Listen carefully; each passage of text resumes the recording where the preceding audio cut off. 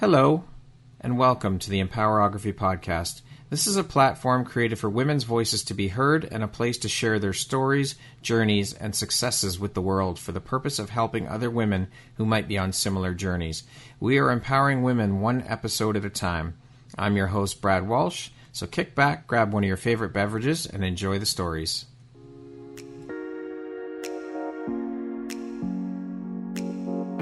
Are you an author, speaker, coach, or entrepreneur building a brand in today's very crowded marketplace? How do you stand out? Join me on September 27th and share 97 minutes of your time for just $97 and learn how to empower your brand message and shine as a guest on podcasts. iHeart's doing it. Spotify's doing it. You should do it too. Join me and spend 97 minutes of your time for just $97. You can find the registry link in the show notes. Hope to see you there. Hello there, Brad Walsh here, your host of the Empowerography Podcast. Today, my guest is Karine Bedard. She is a podcast host, the creator of the 8-week program called Breaking Free from Conformity, Embracing Your True Desires, and a sex-positive relationship designer dedicated to guiding individuals toward embracing their authentic needs and desires. Good morning, Karine. I am so happy to have you here. Thank you so much for taking and making the time to be here with me today. I'm very excited to jump in. How are you today? I'm really good. Thank you so much for having me.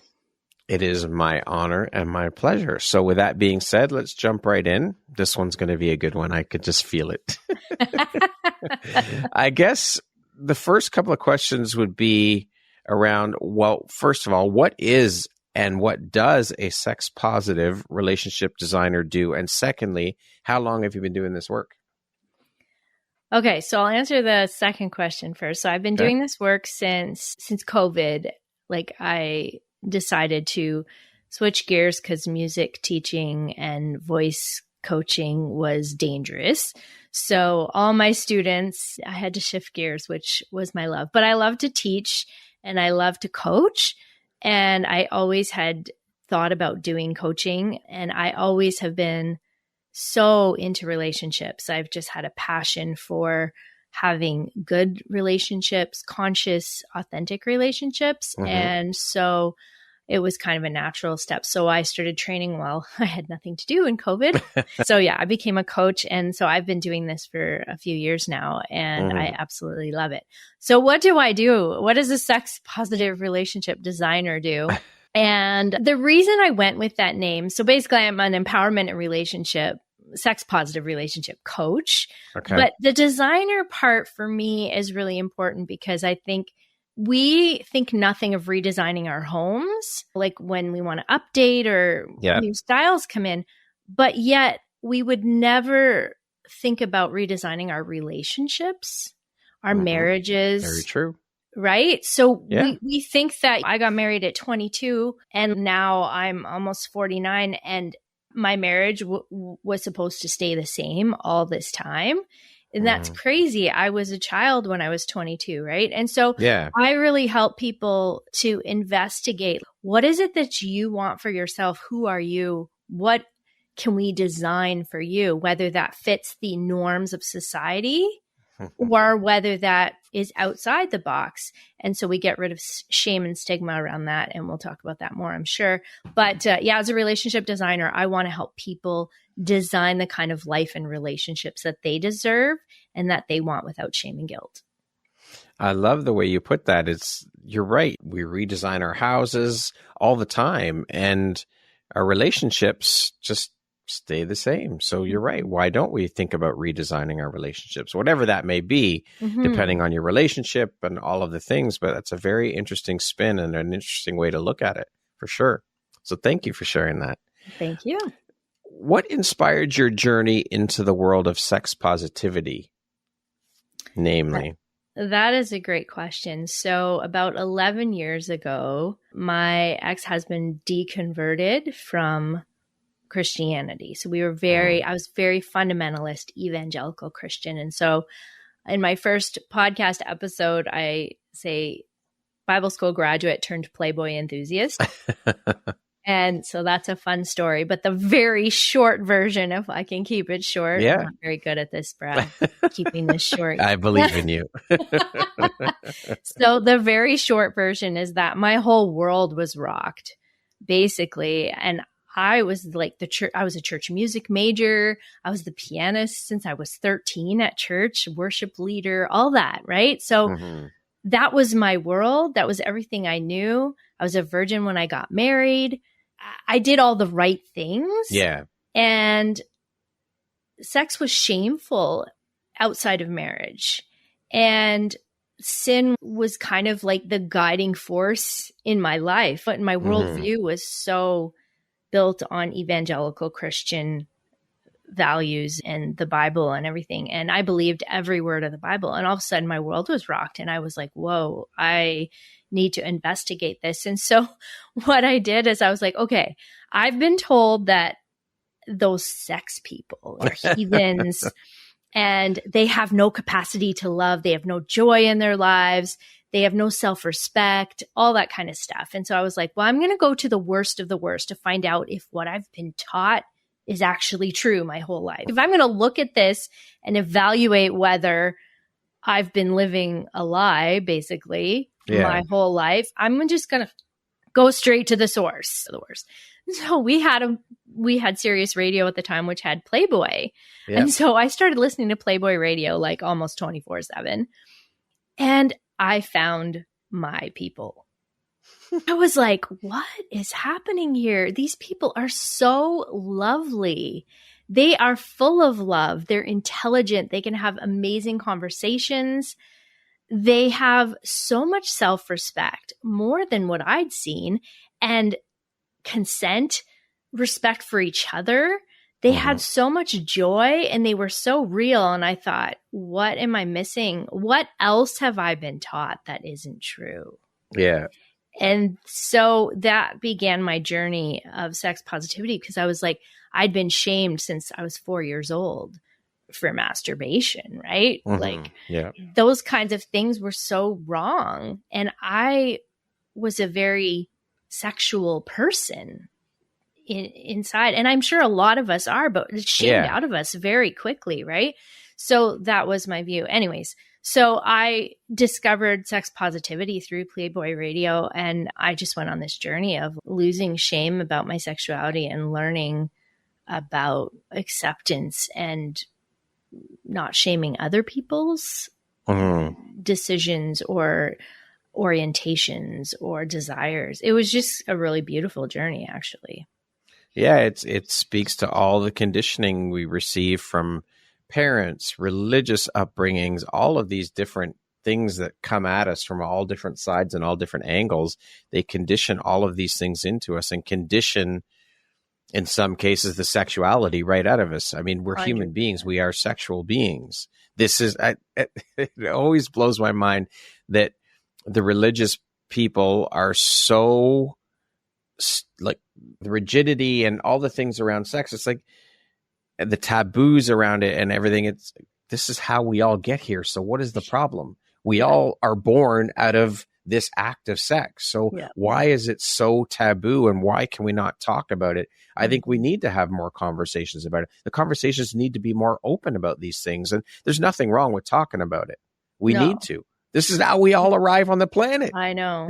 But if you think about it, I talk about this a lot in my program, just kind of like shifting our mindset and what we've been taught about things. And what is a better way to kind of control people than to eliminate, right? Like the one thing that we all desire is pleasure. And if we can make that wrong, then people have to keep conforming, and they have to keep repenting, and they have to keep coming back for forgiveness and to be okay. And you can control a whole segment of the population.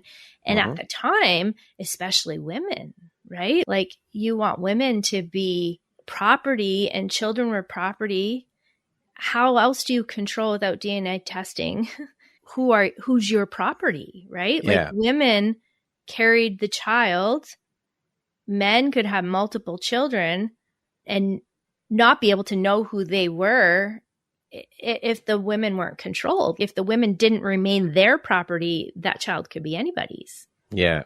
Yeah, for sure. But yeah, so I mean, what better way to control a woman than to make her unvaluable if she has no purity? She's had sex Demonizing with someone else, pleasure. right? Yeah. So like the fear was instilled in women. Like I remember this teaching being so prominent growing up in the church, is that if you have sex before you're married, now you're impure, and who's going to want you? And if nobody wants you, how are you going to be taken care of? Because I needed a man to take care of me. Right? Instilling fear. It works every time. And I needed to be provided for. And I mean, literally one of the hardest things about being an entrepreneur to this day is this idea that I'm not supposed to have a career as a woman. Yeah. That was so instilled in me growing up. And it's like, it wreaks havoc on my like scarcity mindset and like my ability to want success, which is crazy if you think about it, like how deeply ingrained we program people. Anyways. Yeah. That's that's a whole other podcast episode. But it speaks to empowerment, right? It does, empowerment for sure. of women, and that like where that kind of began. Yeah, 100%. How do you define sex positivity, and why is it so important in today's society? This is interesting because I watched this reel the other day where a guy was kind of breaking down a Christian woman's speech, like a message, sermon, whatever, about sex positivity. And she was saying sex positivity is having to accept people having sex with whoever they want and whenever they want, having as many partners. Basically, she was like, we just have to accept everything. And I was like, what she's missing is a very huge part. Like, number one, consent. Sex positivity is simply respecting other people's choices. That's like a very short answer. Is respecting someone else's choices, even if you don't agree. Being sex positive is being okay with people choosing what's best for them in a consensual way where everybody is on board. And that doesn't mean that you have to go and do it. Right. But being sex positive means that you are not shaming sexuality or people's choices around their sexuality. And that's really hard for evangelical Christians particularly, but religious, because we're taught that we have to judge that, because we have to be so vigilant about it, because sex is the glue that holds a marriage together. And when you're taught that, you can't allow other people into that world. It is so important. It's so sacred. But sex positivity says it's just sex and it's a natural thing and it's in the animal kingdom and it's the most natural thing. That's how you got here. Exactly what you said in the beginning. Why do we add all these extra things to sex? Let's separate sex from love. Let's separate intimacy from the act of sex. Like, those can all be different. We can add to sex as much as we want. Anyway, that's why I think it's important in today's society that we don't have to agree with everybody. Yeah. But we don't have to judge other people. We can just allow people to have their own choices. That's it.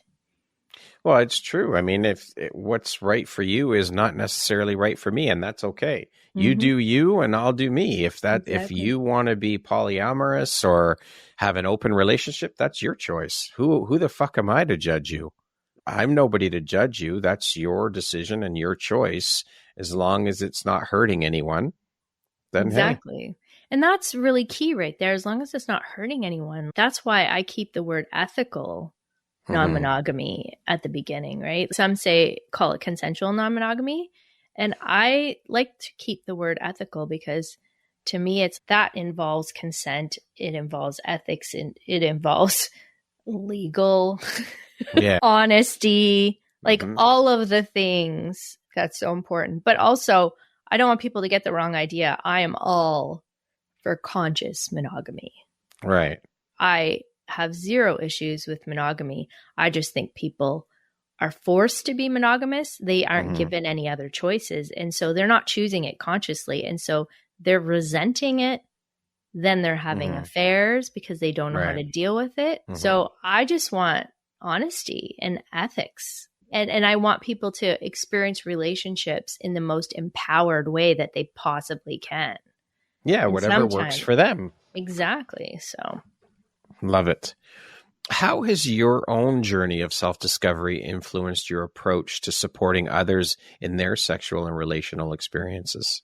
Oh, that's such a good question. I feel like I've gone on such a journey over the past 11 years, really breaking free from this idea that I have to think like everybody else.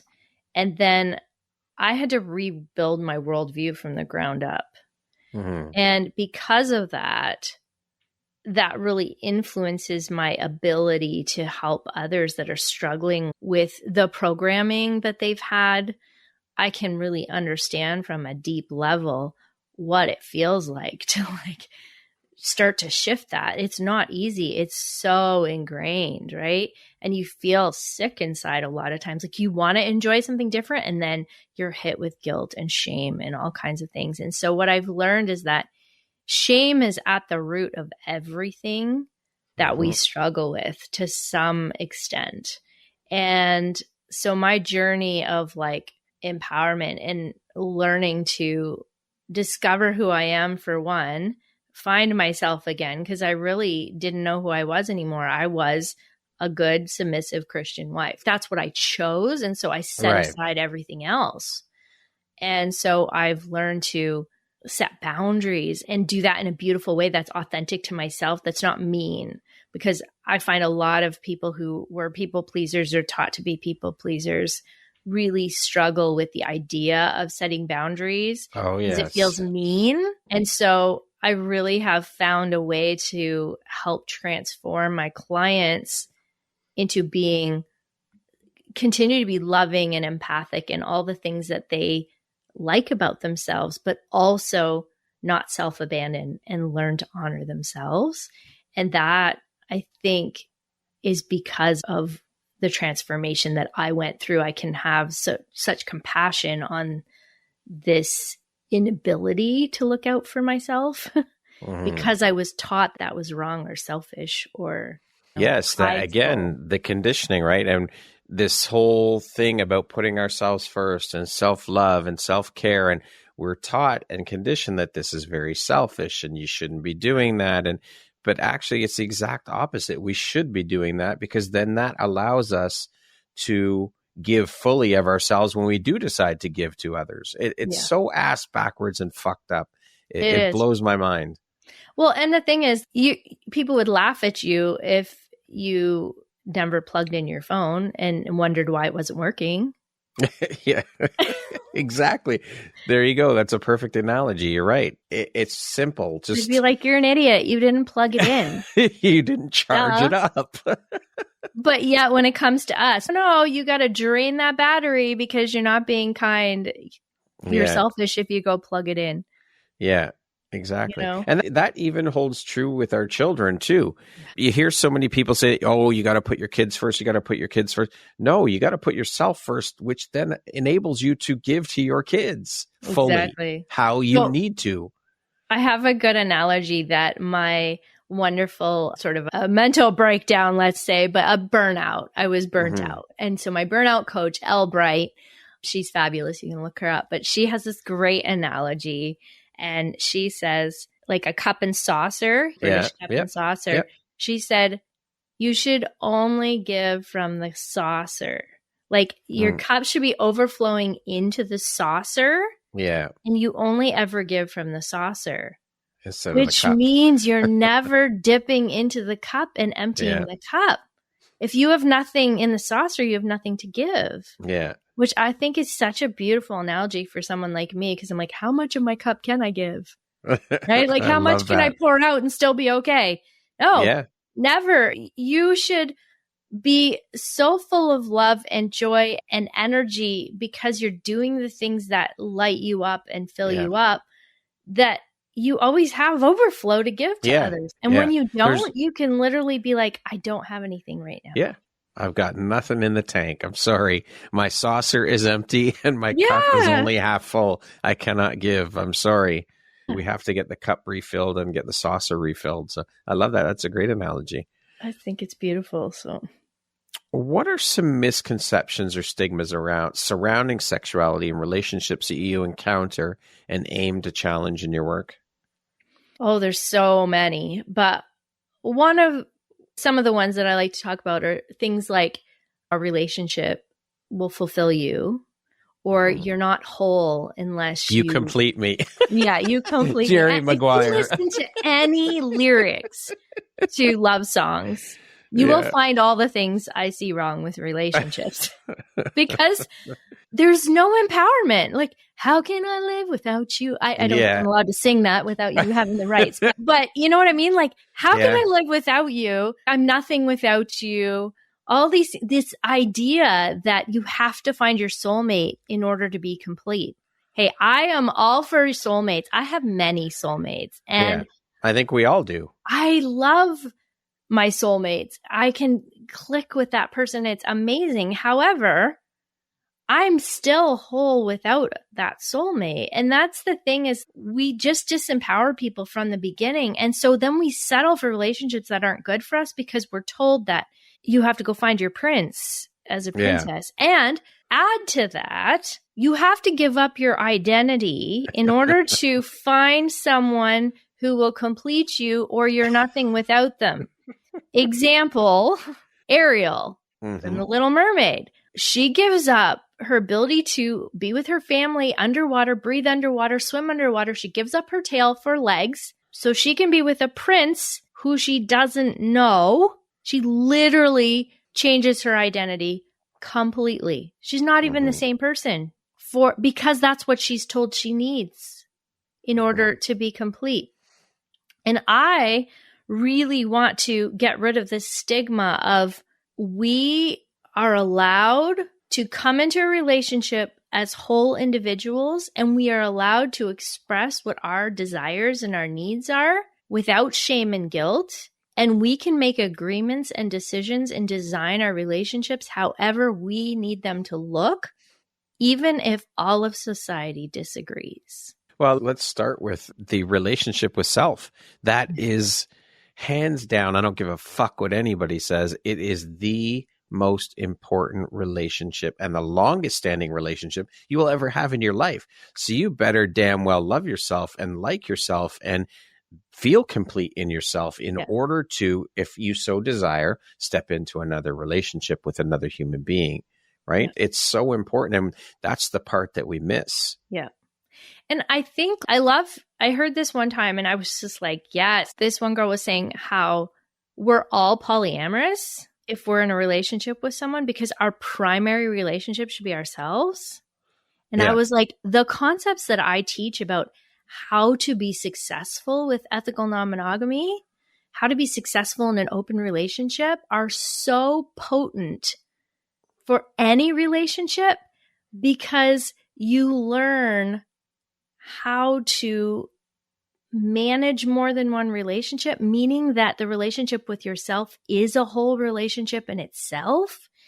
And I don't think we understand even the concept of this idea that if I love myself too much, it's almost treated like I'm cheating on my spouse, right? If I'm married, because I shouldn't need things for myself. I shouldn't want things for myself. We should all over each other.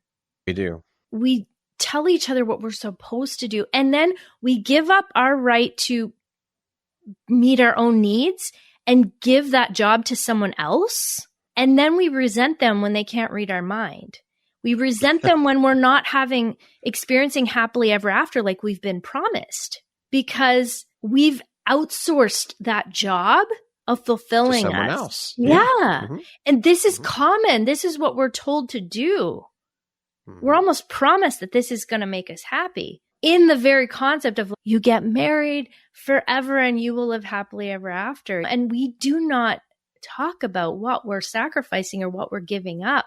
We're not conscious about what we're choosing when we do that. And I'm not saying marriage can't be for life and it can't be forever and it can't be wonderful. But man, if you don't consciously decide to give up on certain things, or if you don't consciously choose to honor yourself or to manage certain things or emotions, if you don't have your boundaries in place, if you don't love yourself, if you're not sex positive, how are you going to have conversations about your sex life? How are you going to make that last forever in a beautiful way if you can't even discuss it, right? There's so many things, so many things. Absolutely. But it always comes back to self, always. Yeah. Everything starts there. We are the foundation for everything, period. 100%. I just created a new course called The Open Relationship Roadmap, The Secrets to Success. And there's a theme all throughout it. And it really comes back to self, right? Mm-hmm. And I don't think people realize what impact that has. It impacts how you show up. It impacts your energy. It impacts, and I think we have this wrong idea of what self-love looks like. Mm. I can love myself and still be so loving and kind and think about other people and meet their needs too. But I think people are like, just see it as this big hand, like talk to the hand, just taking care of me. And I feel like there's such a pendulum swing to that side. That's not my version of self-love. Yeah. Like for me, it's a much more authentic, like we don't have to give up the parts of ourselves that we want and we to shouldn't. Be. No, it's part of self-love. For anybody. No, I'm an empath. I am a beautifully empathic person, and I can see what other people need and I can anticipate what they want. That's a skill. That is a gift. And I get to use that gift on myself. Yes. That's right. That's instead of only piece. On other people. Yeah. And I think that we forget that. So let's look after ourselves instead of or. Yes. It's essential for sure. Yeah. How do you help individuals navigate and overcome societal taboos or shame associated with their sexual desires and preferences? Well, that is the foundation of my course, actually. We get rid of shame and guilt through, So we use science-backed, hold on here. Where did I write that down? Oh, I know where it is. Hold on a second. Mm-hmm. So in my program, we use scientific methods. One of them is constant spaced repetition. We use hypnotherapy, NLP, coaching. We use evidenced research neuroscience. Neuroplasticity is a real thing where we can reprogram our brain. And so we really look at what is that deep programming that we have been taught that we aren't even aware of. What's at that subconscious level? Because 95% of our mind is subconscious and only 5% is conscious. And so we operate from the 95%. And I always say it's like an old computer, like a Commodore 64, if you remember that. Yeah, I do. Was not designed to go on the internet. It was not programmed for that. So you can't ask it to go on the internet unless you reprogram it to go on the internet. Right. So we have a program that's running in ourselves, and it's based on sheer shame and guilt, right? It's based on societal standards and cultural norms that we have been brought up to believe and think are normal and the only way. And so we conform to that because we have a deep desire to be accepted into a tribe. We're very tribal people. Mm-hmm. If we didn't belong to a tribe back in the day, we would have never survived on our own. So we are wired to want to belong. So what this does is we undo that programming at a subconscious level. And that way, the shame and guilt just kind of goes away. Because you get to find out who you really are and what it is about you that lights you up and why it's been seen as shameful, and we can eliminate that. It's just such a cool process, and it's life-changing. It really is. But shame is so ingrained in us when it comes to sexuality. For sure. And we just in so many things, not even just sexuality, in so many things. Yeah. Shame is just ingrained in us, to use your word. It's horrible. Horrible. Yeah. And it affects our ability to communicate. I don't care what you say. If you have shame about something, you're not going to be able to talk about it. And 1,000%. you're going to and you're going to project that someone else is going to judge you for it because you're literally judging yourself for it. It affects everything. Communication, relationships, your relationship with yourself, your relationship with others, your relationship as a parent. If you feel guilty about something, if you feel shame about something, you're not going to be able to parent your child through that because you're going to be like, well, I didn't get that as a child, so I can't take that away from them. Or it just affects everything. Sure. It takes away our confidence and our peace. And our ability to choose, for fuck's sake. Yeah. So I really, for me, it's so important to go and look at that shame and guilt piece because it informs everything that we do. And again, we're not even conscious of it. Yeah. Now, I know that this is a big part of the focus of the work you do with your clients in the space of non-traditional relationship dynamics, such as open relationships, polyamory, things that challenge this conventional and societal norms. So how do you assist individuals in navigating these alternative relationship structures? So first of all, like any designer would do, I show them different styles, right? If you're designing your home, you've got contemporary and you've got traditional, classic, whatever. You've got all these different choices and colors and color palettes and types of furniture. First, before you can make a choice, you need to know what's available. And so first we talk about basically what you've been, the choice you've been given and told. And then we undo the myths. We talk about the myths around ethical non-monogamy and why people have such stigma about it, because they hold these beliefs about it. They hold beliefs about what's right and wrong and why, because they don't understand it. So first of all, we have to just lay it all on the table. It might not be for you. Everything from swinging to polyamory, even within the ethical non-monogamy umbrella, there's judgment. The swingers go, how can you love more than one person? That's sharing emotions. That's dangerous. You're going to ruin your relationship. And then the polyamorous go, how are you just having casual sex? That's sacred, right? So I'm just like, guys, stop fighting. I'm like, we're out of the box. Let's not create new boxes. The idea is to take down the borders, take down the box, and just get to design what works for you. You don't have to judge the other person. If that doesn't work for you, awesome. It doesn't need to be what you do. It's like a buffet. So you go the first time and you can try whatever you want. Well, you're not going to go back for seconds of the things you don't want and you don't like. You're only going to pick the things that you like the second time. And the third time around, you're going to go for the things you really like or dessert. Yeah. Whatever it may be. Yeah. But so it's the same kind of thing. It's you get to try different things. You get to try them on for size in your mind. You get to look at the beliefs that are holding you back and keeping you stuck. And then if you try something and you don't like it, you get to jump in with both feet. You can get out and dry your feet off. There's no harm done. And people are like, oh, if I try that and it doesn't go well or whatever, then I've ruined things. No, if you believe you've ruined things, then you probably have. But if you believe that it's just choices and that there's not stigma around it and you don't have to carry the shame, if you change that programming, everything is possible. It's amazing. Yeah. So with non-traditional relationship dynamics, they often challenge, of course, societal norms and expectations, as we've just said.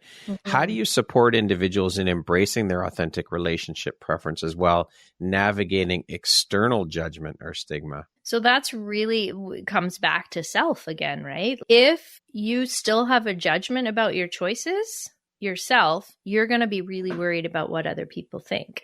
But if you don't carry shame anymore about your choices, it no longer matters if other people agree or not.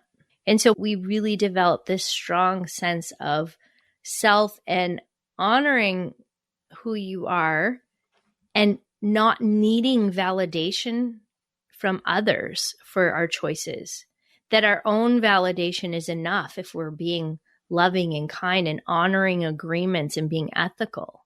That's enough. It doesn't matter if someone outside the relationship doesn't agree with you, if you within your relationship both agree and it's good for you. Not everybody has to know what you're doing if that's not enough.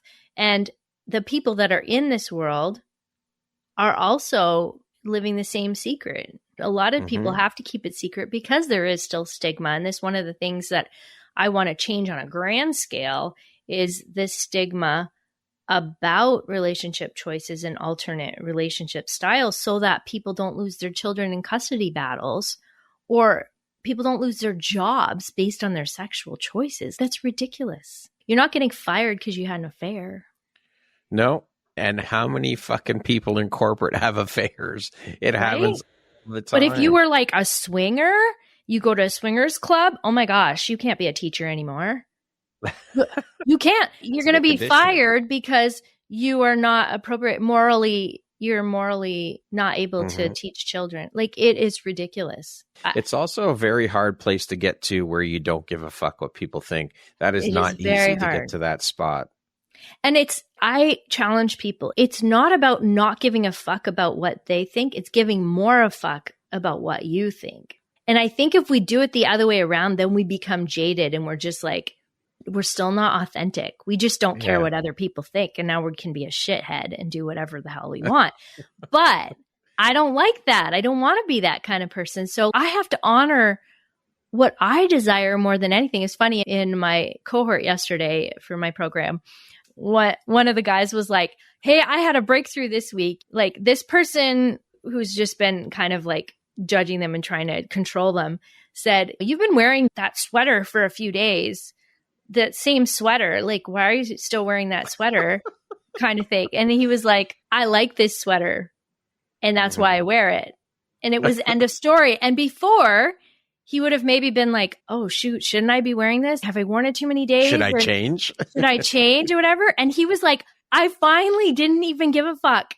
But it's because it came from the joy of him liking this sweater and honoring his own desire to wear the sweater. And it's such a small thing, but kind of mentality, that shift goes to everything else. Yep. No, I'm going to eat this because I want to, because it brings me joy and I'm honoring myself. And it doesn't matter if you don't want me to do something that honors me, I'm not hurting you. So I just thought that those kinds of little shifts are where it all starts, right? For sure. It's not Absolutely. about not giving a fuck what other people think. It is, but only if you give more of a fuck about what more fucks about what you think. Yeah. I have more fucks to give about my stuff. Exactly. And that's not being selfish. It's just being honest. And a lot of times we don't even know what it is that we want, need, and desire anymore. Oh, very true. We don't even know what our fantasies are half the time.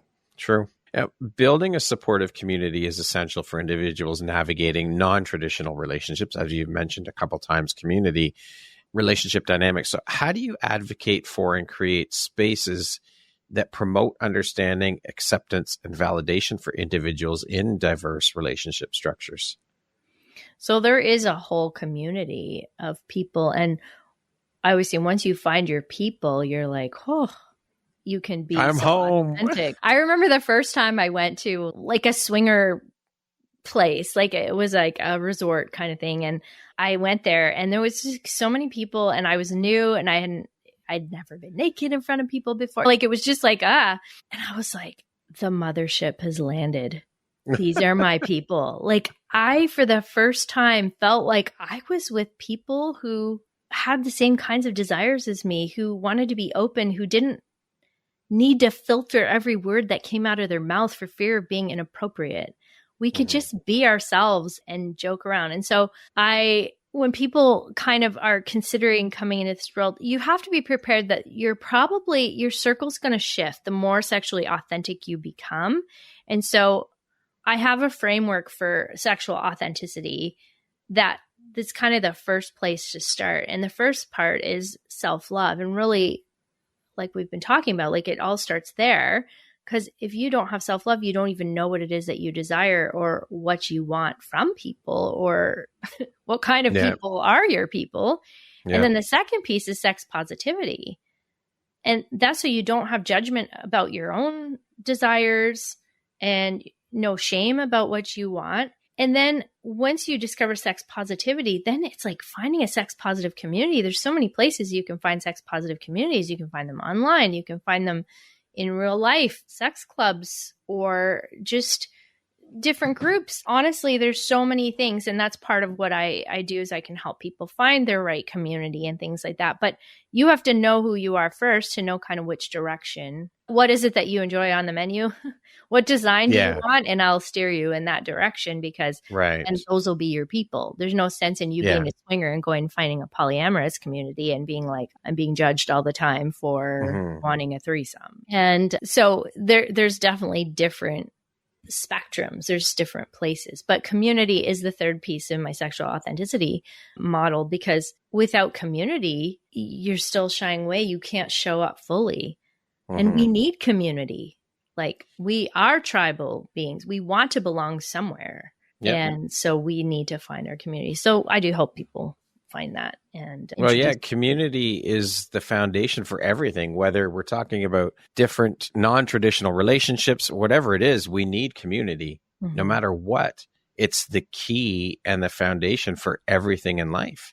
We can't do it without community. We can't. And like my community of people, like the club, the X Club in Toronto is kind of where so many of my people are. And like we call ourselves family. Like it's just, we just went a couple weekends ago, 100 of us from the X Club went to Montreal. All of us that hang out on the weekends, we all went together to Montreal, took over 2 clubs there on the Friday and Saturday and had a blast. And they're all my people. Like, I can be whoever I am authentically with those people. And within those people, there's groups that you meld with better than others. And I think that can be a beautiful thing. And for sure. That's so, so key. So there's a lot of amazing, normal people in this community that are just so incredible and the most loving. Like, they're there for me. If I need anything, I'll tell you,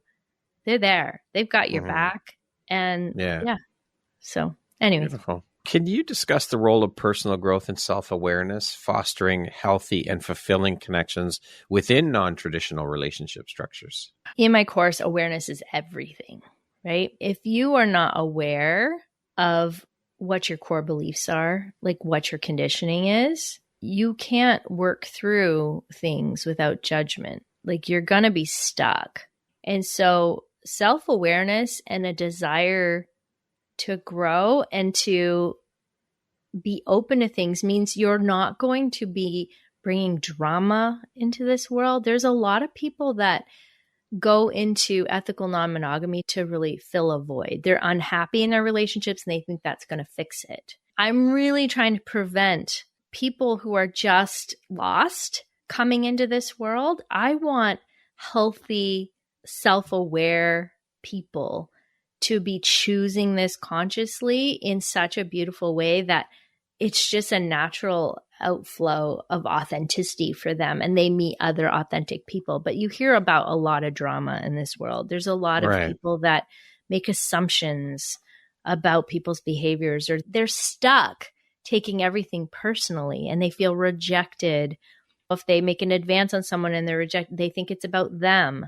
And I talk a lot about attaching to the outcome. Like, we have such an attachment to the outcome that if you're not self-aware, you're going to think that everybody is against you or that someone is rejecting you. If they don't want to have sex with you, for instance, you're going to be like, oh, that's me. They're not attracted to me. Well, maybe they don't feel well that night.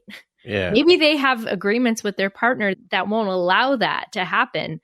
But if you aren't self-aware, you're going to be so stuck in like anxiety about it that you're not going to even be able to be curious about what's going on for other people.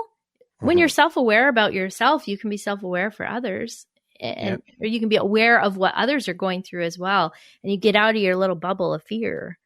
And so it just makes the experience way more successful, one. Two, more incredible because you're not sitting there in fear about everything. You just walk in and know what it is that you like and not worry about what you don't like and not worry about saying no to something. So I just think you can't really be that successful without being self-aware in this world. And that's why I do what I do. Can you share some insights or advice for individuals considering or currently exploring non-traditional relationship dynamics, including strategies for managing jealousy, maintaining healthy boundaries, things like that? Yeah.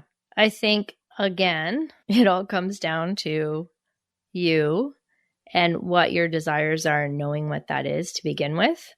In my boundaries course, I have an acrostic for boundaries. And the first thing is basic human rights. And if you don't love who you are, if you don't know what your needs are, if you don't know what brings you joy to begin with, there's no way that you're going to be able to set boundaries. For one, well, you might set boundaries, but you might be afraid that they're not going to be held, and you're not going to have the confidence to uphold a boundary because you actually don't believe that you have basic human rights. Right? There's that back to foundation of self again. Exactly. And so we talk about how to establish healthy boundaries and where they come from. And again, if you have shame about a desire, you're not going to want to ask for that. So it comes back to shame and guilt again, right? And then empowered relationships. Always communicate.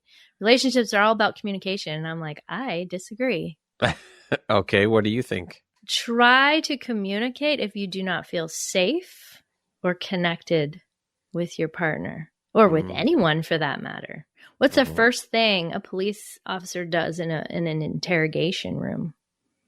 They get you comfortable so you'll speak. They try to create safety and they try to connect with you. Because they understand that nobody's talking, nobody's sharing anything remotely vulnerable without safety and connection. Yet our solution now, it's always communicate. If you're jealous, just communicate. Telling someone how I'm feeling and communicating are very different things. If I'm just telling you how I'm feeling, I might be blaming, I might be judging, I might be accusing you, I might be just wanting you to know that I feel bad. But if you feel safe, if you feel connected, you're going to share things from a very different level. For sure. And if you feel safe and connected with yourself, then you'll feel like you can share what your truth is. It goes back to shame again, right? Like creating safety within a relationship, and it starts with creating safety with yourself so that what you share isn't shame. If you think that, again, back to what I said at the beginning, if you think that what you are going to say is not going to be received because you're busy thinking it's shameful and should be judged anyways, you're going to be hesitant to share it. And you're going to share it in a way that's already assuming that someone is judging you, which means they're going to be on the defensive, which means they're actually not listening. They're defending themselves. Now there's nobody holding safety for you. You're not even holding safety for yourself. So the conversation's gone to shit before it even starts. How are we communicating? But in an empowered relationship, there's three aspects. If you have safety, connection, and novelty to keep things exciting, there is nothing you can't talk about, even if you use all the wrong words. Very interesting. So that's one of the formats that I teach. And I think that's important. And you had mentioned jealousy and kind of working through that. And for me, jealousy is it's an emotion. Again, there's no forbidden desires, thoughts, emotions. And it's just another emotion. And it's tied in with a lot of other emotions. And often jealousy is simply an indicator of what your needs are that aren't getting met. And so if you can just be curious about it, then you can bring it up in a conversation instead of just saying, hey, I'm jealous. You have to stop doing that. Right? And I think a lot of people are like, well, if I'm jealous, it's my partner's job to make sure I'm not jealous. No, it's your job to find out why you're having feelings of jealousy. Maybe there's something that is not being met. Maybe something deeper. Yeah. And so it's an opportunity to get curious about things. Instead of just shutting things down. And that's why if you're self-aware, if you're willing to be self-aware, you will be successful in this world. But if you're not, you might struggle. Yeah, for sure. And I don't want you in it. No.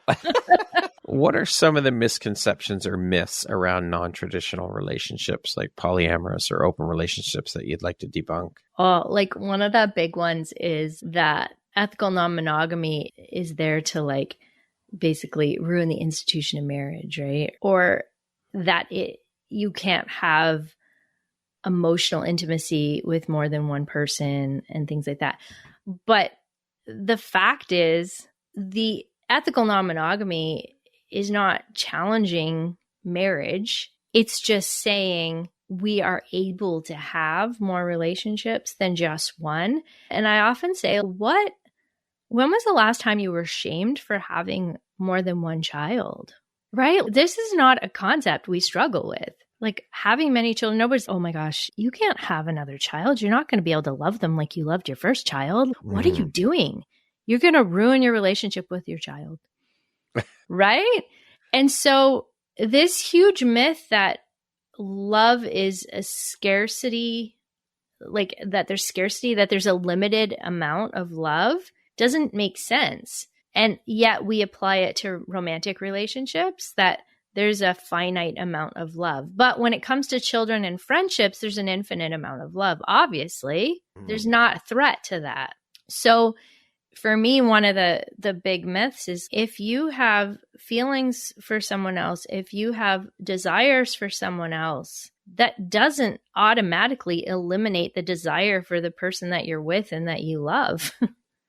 Because love is not finite. In fact, anytime you tell someone, don't push the red button, what's the first thing they're going to do? Push it, of course. Right. So you can't notice other women, Brad. You can't have any desires. You can't, if someone's attractive, basically shut your fucking brain off. Shut your eyes. Shut your eyes. Turn your body off. Oh, also, you can't turn your body off towards me, your partner. It's an all or nothing thing. And we wonder why our sex drives go out the window when we're married sometimes. It's like if you have these strict rules, it's like, oh my God, I have to have blinders on it. If there's so much shame about what you can't do, you tend to obsess about the thing you can't do. And we wonder why there's porn addiction and all this kind of stuff. It's like those who are told they can't do something try not to do it so much that they focus on it, and then they feel shame about it because then they're thinking about it because then they want to do it, and then they do it in secret because they can't stop thinking about it, and then they have to repent or they have to ask for forgiveness, or they just hide it and live in shame and get more and more distant from someone. Okay, so how about the people then that would say, well, if that's the type of life you want to lead, whether it be polyamorous, swinging, whatever, open relationship, why bother fucking getting married then? Just stay single. Well, that's a good question.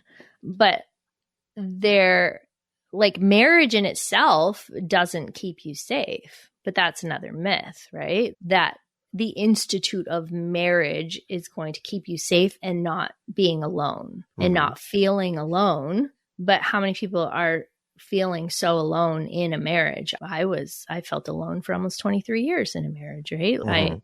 And I had a good relationship. Wasn't toxic and all this, but I felt completely alone. We didn't want the same things. Marriage can be a wonderful thing. It can create safety. It can create safety for children and just kind of a comfort level. There's nothing wrong with marriage as long as you don't put unrealistic expectations on marriage. And I think that's where the problem is that marriage is so sacred and it's only between one woman and one husband for so long, right? Even gay marriage was like threatening the institution of marriage. So we just have to be able to redesign how we see marriage, right? Like we can make marriage fit whatever our needs are for marriage. And so it's really important, like with my clients, I kind of do an assessment. What did you expect from marriage? Has it met your needs? What do you want from it? Because you don't have to leave your marriage to do any of this. And you don't even have to be ethically non-monogamous, but you just get to recognize that I have to understand that marriage is not going to meet all of my needs. One person is never going to meet all of your needs, ever. And that's okay. That's okay. But you get to choose that. You get to go, oh, I recognize that person's not going to meet all my needs, and I choose that, and that's fine. Yeah. When you walk into a marriage thinking it's going to meet all your needs and it doesn't, you're like, oh, all of a sudden the grass on the other side looks really attractive because you've been sold a lie, right? The conditioning. Yeah. So as long as like we have a proper, like a realistic understanding of what marriage can and can't be, we're not going to put false expectations on marriage. Marriage is a beautiful thing. It's a beautiful contract. There's a lot of benefits in our society to being married. So yeah, marriage is a thing that we still want to do. And there's nothing wrong with that, but don't put more effort into your wedding than your actual marriage. Yes, very true. Anyways, I have so much more I could say about that, but you've got a million more questions for me, Brad. So as mentioned, you've mentioned your 8-week program, Breaking Free from Conformity, Embracing Your True Desires. Tell us a bit more about the program, when you created it, and what the inspiration was behind creating it. So I'd been toying around with different ideas. I knew I wanted to have a group program that was really potent, and I'm part of this Connect network in the UK. It's an online community, and it's other entrepreneurs who have really cool goals and want to work with high net individuals and things like that. And so there's a lot of speed networking groups or whatever, or meetings. And so I met this one girl, actually one of the first people who answered like my question or whatever, like one of my posts, and introduced herself and booked a one-on-one call with me just to get to know me. Her name is Charlotte Harris, and she has created a program called Freedom from Sugar Addiction. Okay. And she asked me to join her program and to do like a collaboration, an exchange, like a service exchange. Yeah. And so I took her program, and what I didn't realize is that she's doing exactly the same thing that I had a desire to do. And she's had over 8 years experience. She works for the HNC. She's in the world of psychology and all that. And she understands neuroplasticity and all of the psychology behind change and making change. She's also a hypnotherapist. So her program was so powerful in 8 weeks. And you go into a Freedom from Sugar program and you're like, okay, so you're going to tell me what to eat and what not to eat kind of thing. And the first day, she's okay, there's no forbidden foods. And I was like, what do you mean there's no forbidden foods? How am I going to be helped? And so the whole program was about breaking down our programming about sugar and becoming aware of what it does to our body, how it feels in our body, and just recognizing all of that and what we actually desire, what our body's actually telling us. And by the end, with the hypnotherapy, you have completely shifted. You've unlearned your programming, relearned a new programming, and chosen what it is that you want and what you desire by the end. And that's exactly what I wanted to do. And she's so I am partnered with her. And so she designed the methodology, and I just changed things because what I taught just fit perfectly with it. And I was like, well, why reinvent the wheel? It's so effective. And like literally in 8 weeks, you're transformed into someone new, like such an awesome version of yourself. But at the end of the 8 weeks, you're like, oh my gosh, I can't believe that I used to think that way. And now I'm totally free of it. And you don't even see it happening because it is at the subconscious level. And you just show up to a call every week. And even those who are not doing any of the homework, and there's not a lot of homework, but it's more just awareness, they're just like, it's crazy. Rewired the neurons. Yeah. And I had a couples cohort not long ago. My first couples cohort, because I was doing it mostly with individuals. But I was like, I wonder how this will work with couples. And is it going to separate them or whatever? I was like, I don't want to be a breakup coach, because a lot of people recognize they're like not in the right kind of relationship when they recognize who they are and what they've been settling for, or not speaking up. And anyways, so I asked them at the end of the 8 weeks, I was like, so what was your experience? What did you think? Because they're like sitting taller and sitting closer together and holding hands. And they're just like, we're lit up as a couple. And I was like, this is really cool. Because we didn't once talk about the issues in the marriage. how to communicate better or anything like that.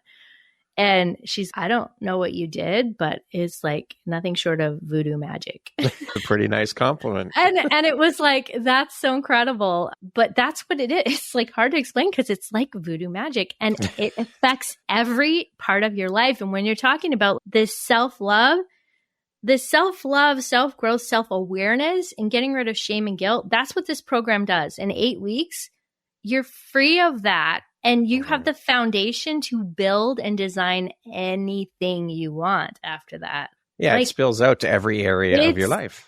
It's crazy. I mean, even like business deals, like one of my clients is, I have a different view on things and I spoke in front of people and I'm set to like double my income and whatever. Yeah. And I was like, that's so incredible. You're going to see all these changes that. Transformational. It's so crazy. So anyways, that's just a little plug. Next week on my podcast, we dig into the science of it all. So if you want to know more, that's going to be out. Well, that's a great segue into the next question, which is about your podcast. You are a podcast host, as we mentioned. So can you share a little bit with us about the podcast, the title, subject matter? Is it solo or interview style, a bit of both? And what inspired you to start the podcast? So it's a little bit of both. Okay. I was on this like ADHD group a little while back and they're like, so tell us all what you do now. And I was like, oh, funny. What did your report card say? And what do you do now? And mine always said talks too much in class, like always. And I was laughing. I don't know how many of us are podcast hosts. So I absolutely adore connecting deep, authentic conversations. Like, for me, like this kind of conversation lights me up. And when we had conversations before, it's just so much fun. Yeah. And I just feel like that's the platform for me to share what's in my heart and to be able to communicate the best is just like through conversation. So I do have some solo podcasts at the beginning. The first few podcasts kind of set up just kind of a foundation for what ethical non-monogamy is. If you want to know what the myths are, we go through 7 different myths about ethical non-monogamy. We go through like myths about sluthood. And there's a great book called The Ethical Slut that I mention. And that was a transformative book for me as well. So many things. But most of the podcasts are conversations. So they're free-flowing conversations. Like I actually usually meet my guests like 20 minutes before we start for the first time. And I don't want to know much about them. I get to know them on the podcast and get to know what they do. And it's so cool. So we kind of pick our topic and then we go from there. So it's just amazingly, incredibly deep, intellectual, but teaching conversations. I interview coaches, doctors. I've had gynecologists, I've had sex workers, I've had hypnotherapists, I've had all kinds of guests on my program. And it's called Breaking Free Authentically. And people were like, well, if you're an ethical non-monogamy, like you should name it something that's more geared to that. And I was like, no, because at the heart of what I do, I want you to break free and be authentic, whatever that is. I don't care if you're ethically non-monogamous at the end of the day. I just want you to be done with stigmatizing it. I want you to see another side of ethical non-monogamy, a beautiful side of the community and what it's like to be sexually authentic and the freedom that brings when you're authentic in all your areas of your life. So it's Breaking Free Authentically, the sex positive relationship podcast. So we talk about all things authenticity, sex positivity, ethical non-monogamy, and But the primary focus is ethical non-monogamy. It's not solely focused on these polyamorous relationships, ethical non-monogamy. It's not solely focused on that. You have conversations about basically breaking free from the societal norms and the societal standards and the conditioning bullshit. It could go in any direction. It's not solely focused on sex and relationships. Exactly. And I think that's what I want to bring to the table in my life and in my work is that ethical non-monogamy is a part of your life. If you choose that, it's not who you are. Right. There's so much more around it. But when we can have honest, open conversations about sex positivity and how it relates to your relationships and your life and your parenting, even talk about parenting, talking about sex with your kids. Last time's podcast was breaking the cycle of sexual avoidance. How many sexless marriages do we have? Yeah. She's not an ethical non-monogamy coach. She's a sex coach and a relationship coach, long-term relationship, people who want to work through some of that stuff. And so the only qualification you have to be on my podcast, like in terms of like ethical non-monogamy, it is only that you need to be sex positive and that we can have an open dialogue about different ways, even if you do not even agree with it. Right. And I love that because I can talk about and bring light to this way of thinking, this way of openness, and just kind of bring it in all parts of the world of life and how it relates to our everyday lives. And that's what my listeners love is they're like, I just learned so much about just being and being authentic in every area of my life, however that looks. And that's really what I want to bring. And that's what I do. I love it. It's so much fun. There you go. What do you think your unique skill set or superpower is that's helped you become successful? I think one of them is my intuitiveness, my ability to see people at a deep level and just be aware of what they're going through. If you're struggling with something, it's I joke and I say, like, people are glass to me. Like, I can see you at a level that some people can't without you telling me anything. It's almost like I can see people's inner child and like who they were as a child and who they are now and what's happened. And that helps me to be able to address things that people don't even know that they're struggling with. I can just assess that in the moment. And I think that's kind of my superpower is this, and the ability to explain things in a way that people understand. So as a vocal coach, I always had analogies for every situation, and people that couldn't understand something from another teacher came to me and I had at least one analogy that would make sense for them. And so I love to teach. It's one of my skills. So beautiful. How do you define success? What does that word mean to you? That is a tricky one. To me, success is being able to live your true authenticity and be yourself. And I think when you have struggle with financial success or business success, it all ties down to what you feel that you are limited to. Like it's like where you're stuck in your authenticity in some way, where you can't fully show up as yourself. That's going to impact your success in other areas of life. Yeah. I think ultimate success is like just truly being able to be authentic and have no shame about all parts of your authenticity. Love it. What would you say is one of the most important things you've learned in your life? And what was your life like before learning it? And what was your life like after you learned it? I think I would probably have to say like codependence, like learning that I don't need to rely on other people for my self-worth. You complete me. Yeah, exactly. And that's such a nice concept. And honestly, like if someone wants to add to that, it's beautiful. Like my partner now, like he's so loving and sweet and forehead kisses and cuddles me. Yeah. And like he's just so loving and he adds to that. Yeah. But before that, I have to believe that I'm worthy of that so I can receive it. Yep. And when I don't get it from him, if he's having a bad day, I don't fall apart. Right? Yeah. And I didn't realize how much of my programming caused me to kind of just give up who I was in order to make other people comfortable.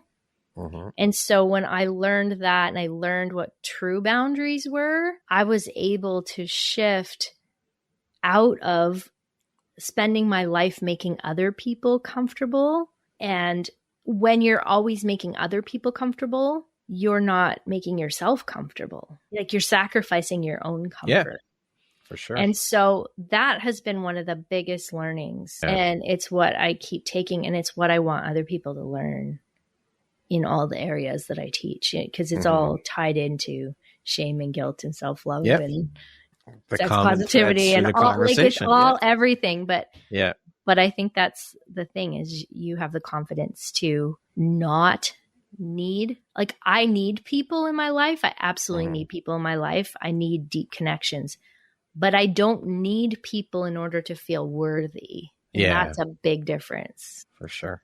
What does the word empowerment mean to you?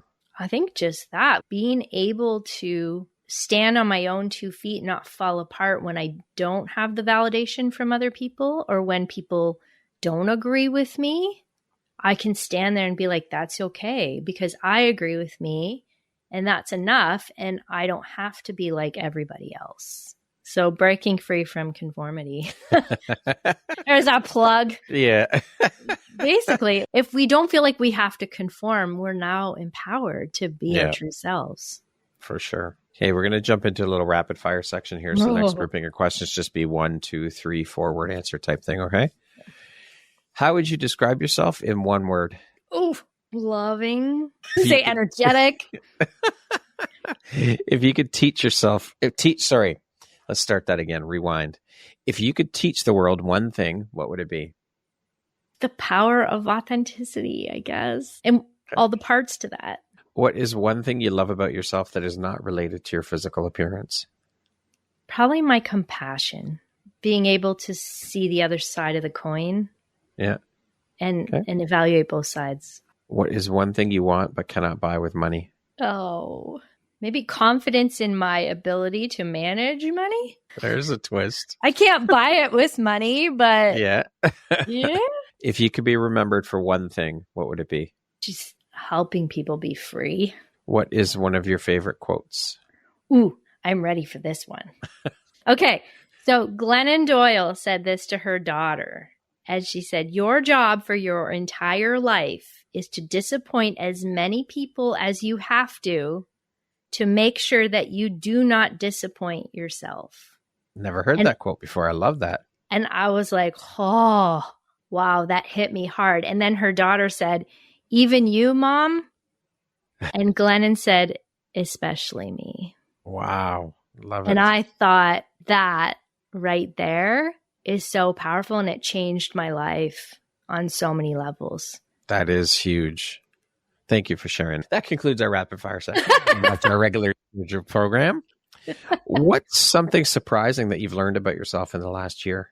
I think that the realization that I'm not as good at listening to myself as I thought, because I teach people how to listen to their bodies and honor themselves.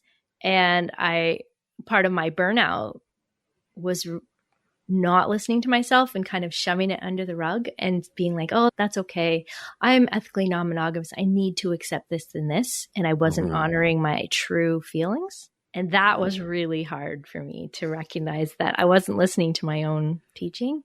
And I burnt out as a result. So now I'm using it to help people recognize what happens when you really don't listen and honor your body. Full circle. If you could step into my shoes, what question would you have asked yourself that I didn't ask you?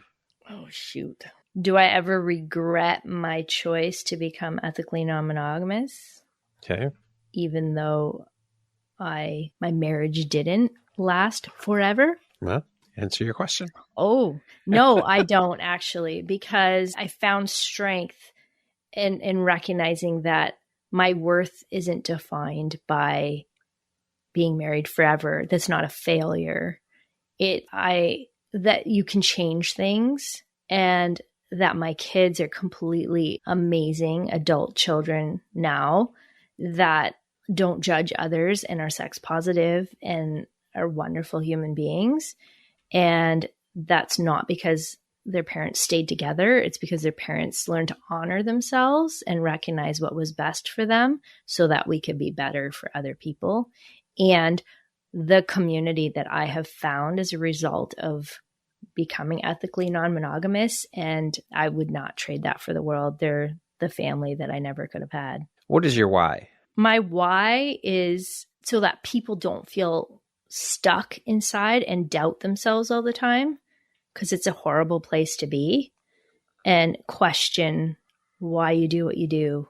Wonder if you're allowed to do certain things. So my why, my big why, is to give people permission to be themselves in whatever way that looks like, whatever we have to do to get you to that place. I don't know if that's Yeah, if that's a good why. But yeah. that's It's your whys. That's all that matters. Yeah. Love it. If you had the opportunity to sit down and have a 1-hour conversation with one woman, any woman in the world, who would it be and why? I have trouble with this question because there's two people, but because of what I've learned about shame, I'm going to say Brene Brown is just someone I would love to just spend hours talking with because my eyes were open so much to shame and how much that impacts us that we don't even recognize. Mm-hmm. So I think Brene Brown it is. Yeah. If you could go back and give your younger self one piece of advice, what would that piece of advice be? If I could say anything to my 19-year-old self, it would be listen to your body. How do you feel around certain people? Do you feel calm or do you feel stressed out or anxious and worried that they don't like you? Because not everybody is your people. And if you don't feel calm in your body around certain people, they're probably not your people, and you don't need to waste your energy trying to be something that you're not in order to be worthy. Love it. Lastly, Karine, if you were to deliver your last 30-second speech to the world, your corner of the world, your tribe, your people, what would that last 30 seconds sound like? What words of wisdom would you impart? Don't be afraid to embrace who you are and your desires and let go of the shame around that so that you can be true to yourself and live authentically so that you can be the most loving version of yourself for everyone, including yourself. Beautiful. Lovely way to end.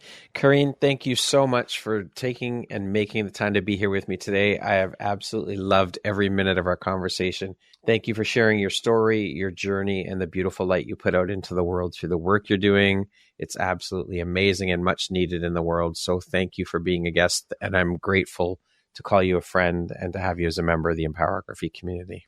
Well, thank you so much, Brad, for having me. What a great list of questions that I was so scared of, but they were. You did amazing. They were awesome, and I am proud of myself for making it through the list. But I'm proud of you too. such a wonderful conversation. I always enjoy our conversation. So thank you for having me and including me in your community. So my pleasure and my honor. Once again, my name is Brad Walsh, host of your Empowerography podcast. Today, my guest has been Karine Bedard. She is a podcast host, the creator of the 8-week program called Breaking Free from Conformity, Embracing Your True Desires, and a sex-positive relationship designer, dedicated to guiding individuals towards embracing their authentic needs and desires. Karine, thank you so much. I hope you have a beautiful rest of your day. I will. Thank you so much. Bye, Brad. Thank you very much for listening to this podcast. If you haven't yet, please be sure to subscribe, rate, review, and share with all your friends. You can find me at viseuphoria.ca and follow me on Instagram at Empowerography Podcast and on Facebook at Empowerography. Please join me next time for another inspirational story from yet another amazing woman.